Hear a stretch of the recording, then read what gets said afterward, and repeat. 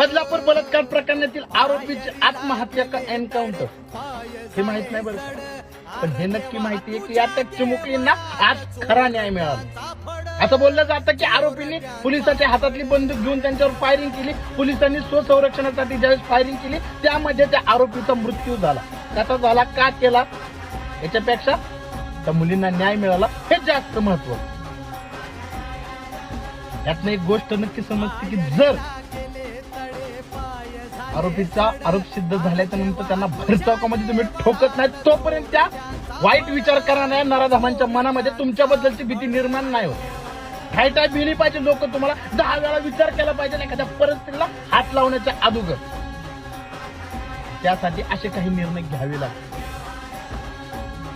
Encounter असेल किंवा दुसरं काही. खरंच अभिनंदन करावंच वाटतं त्या सर्व